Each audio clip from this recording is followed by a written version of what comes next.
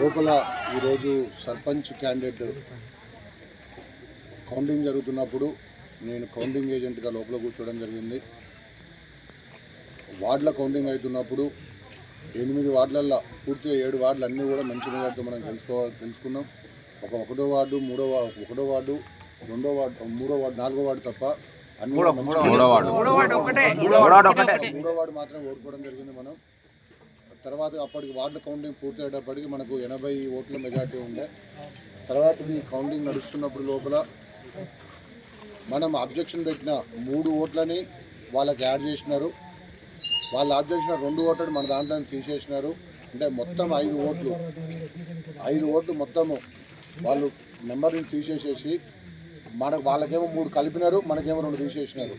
అంటే మొత్తం 5 ఓట్లను తీసేసి వాళ్ళని ఒక్క ఓటుతో గెలిచినట్టు ఆర్ఓ గారు నేను కౌంటింగ్ ఏజెంట్ లోపల కూర్చొని ఉండగా ఆర్ఓ గారు బయట కూర్చొని అభ్యర్థి దగ్గర సంతకం తీసుకొని అభ్యర్థి సంతకం అయిపోయింది, మీతో నాకు పని లేదు, మీరు వెళ్ళిపోండి అని చెప్తారు. అలానే ఉప సర్పంచ్ ఇప్పుడే నేను ఎన్నిక చేస్తా, మీరు పోవద్దని పోలీసులు నిలబెట్టి మన ఆడపిల్లల్ని అక్కడ అడ్డుకోవడం జరిగింది. ఆయన అరే ఎందుకు అడ్డుకుంటున్నారు సార్, మేము ఇవాళ చేయము, ఉప సర్పంచ్ మేము రేపు మాట్లాడుకుంటాం అని ఉంటే ఇవాళ చేయమంటే లేదు, కుదరదు, మీరు అక్కడ నిలబడాల్సిందే అని రైటింగ్లో ఇవ్వండి. వాస్తవాన్ని మీరేదో బ్యాలెట్ రిజెక్ట్ చేస్తున్నారు, దీన్ని రిజెక్ట్ చేసినారు, ఆ రీజన్తో నాకు నేను బై రైటింగ్ రీకౌంటింగ్ అడిగినా కదా మిమ్మల్ని, నాకు బై రైటింగ్ మీరు ఇవ్వండి, నేను అబ్జెక్షన్ పెట్టినవి పోయి 4 బ్యాలెట్ నేను అబ్జెక్షన్ పెడుతున్నాను, వాటిని నాకు రైటింగ్లో ఇవ్వమని చెప్తే కూడా ఆయన రైటింగ్లో ఇవ్వడానికి పైన ఉన్న అధికారులు ఒప్పుకోలేడు అంటాడు.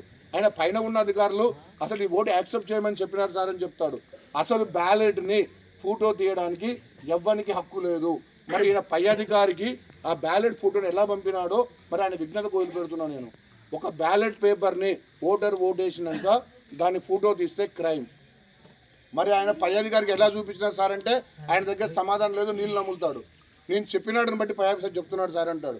అంటే నువ్వు అనుకూలంగా ఏదో చెప్పి పై ఆఫీసర్ ఓకే అనిపిస్తావా? ఇప్పుడు ఆయన ఫోటో తీయడానికి వీలు లేదు, పై ఆఫీసర్ ఇక్కడికి వచ్చి ఇక్కడ బ్యాలెట్ని చూడాలి, ఫోటో తీసి చెప్పడానికి వీలు లేదు.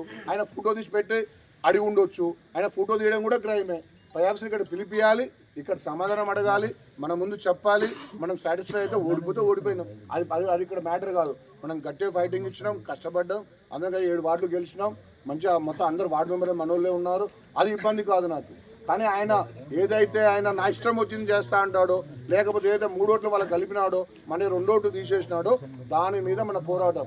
మన 3 తీసి వాళ్ళే 2, మన వాళ్ళే 3 తీయాలా, మనకు 2 కలిపితే మనం దాదాపు 5 ఓట్లు 6 ఓట్ల మేరతో గెలుస్తాం. ఈ 2 చేయకుండా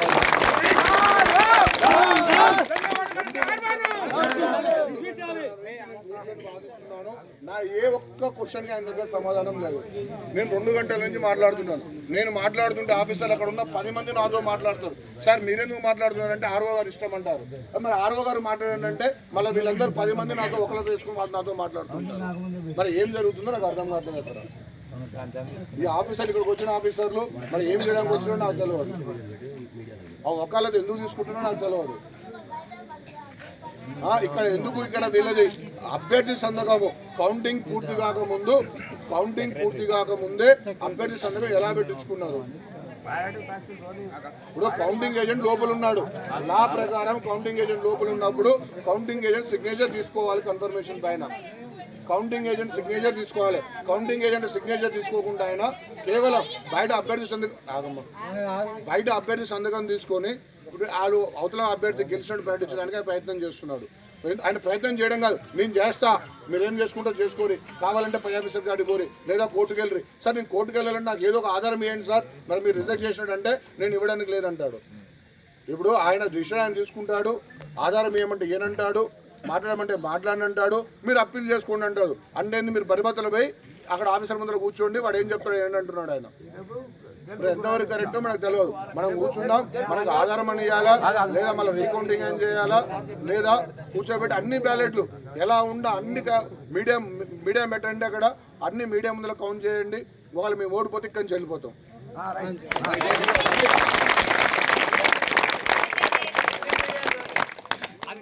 అధికారం మీ వైపు, న్యాయం మా వైపు.